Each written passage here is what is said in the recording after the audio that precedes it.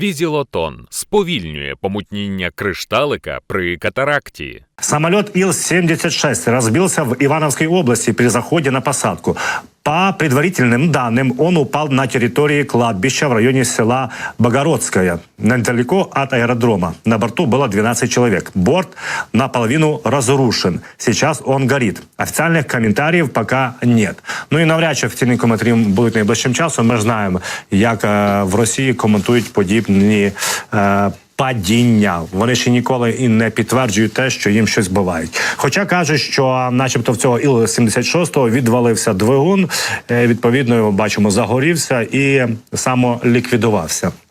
Нагадаю вам, що це є транспортник, і нагадаю вам, що саме такий Іл було збито над Білгородом, і тоді влада диктаторська в Росії заявила, що на початку року, так, що там були наші військовополонені. Хоча підтвердження цьому не було. Якісь кадри демонстрували ФСБшні, начебто є рештки наших бійців, але це абсолютно не відповідає уявленню тому, так, як виглядають 76, велика кількість, перепрошую, там людей, які були на борту. Тобто підтверджень досі немає. Що каже Головне управління розвідки, що вони регулярно надають запити країн-терористу, аби вони повернули тіла, якщо вони є так, наших військовополонених, які начебто перебували на борту Іл-76. Офіційно Москва знову ж таки бреше, каже, що от буде передавати, але ГУР відповідає наступне, що відповідей ніяких немає. Ну і досі це питання не вирішене. Давайте говорити про активні бойові дії, про те, що відбувається на фронті, найважчих на його напрямках. З нами на зв'язку Дмитро Лиховій, речник оперативного стратегічного угрупування військ Таврія. Пане Дмитре, вітаю! Слава Україні! Доброго здоров'я, героям слава. Пане Дмитре, якщо ми говоримо про, власне, активні бойові дії, скажіть, будь ласка, ця ділянка фронту, на якому, от, власне, угрупування військ Таврія діють, де зараз найважча ситуація? Чи змінилися акценти ворога і чи змінилися їхні наміри щодо просувань? Ми можемо говорити лише про відносні поняття. Трохи важче, трохи менша інтенсивність штурмів, тому що особливість операційної зони оперативно-стратегічного угруповання військ Таврія така, що тут на кожному з відрізків відбуваються активні бойові дії, відбуваються російські штурми, а подекуди з'являються навіть нові точки напруги.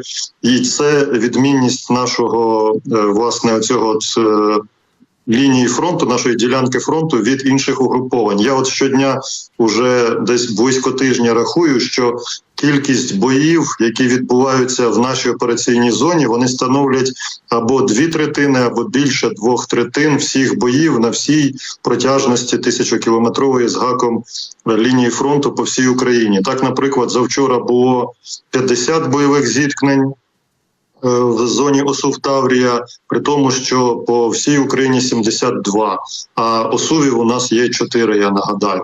І якщо говорити про найсвіжіші дані, то з початку цієї доби, уже 12 березня, на 6 ранку в нас відбулося і відбувалося на Донецькому відрізку 15 бойових зіткнень, на Запорізькому 6 бойових зіткнень. При цьому станом на 6 ранку уже тривало 7 бойових зіткнень на Запоріжжі і 4 бойові зіткнення, 7 бойових зіткнень на Донеччині і 4 бойові зіткнення на Запоріжжі. Тобто одночасно на 6 ранку, для розуміння, хтось ще не прокинувся, а вже тривало 11 великих зіткнень, боїв по різних точках на лінії фронту. Це ОСУВ Таврія, перепрошую. З початку доби станом на 6 ранку вже загальні втрати росіян становили 93 особи, з них убитими 33. Це на 6 ранку. Було уражено одне місце зберігання боєприпасів противника. Якщо ми говоримо про всю минулу добу, яка є трохи більш показовою, бо охоплює 24 години, то за цей час ворог завдав 23 авіаудари. Для розуміння, це все одно дуже багато, але відчувається ефект сушкопаду, коли для порівняння місяць тому було 60-70 авіаударів за добу. Зараз це 20 з копійками, от вчора 23. Хоча кожен такий удар – це як мінімум один каб, керована авіабомба, і вони є дуже відчутними, вони мають велику руйнівну силу, і вони застосовуються для підтримки сухопутних штурмів російської піхоти. Також завчора було завдано по нашій операційній зоні 3 ракетних ударів, 1094 обстріли і 75 ударів дронами камікадзе.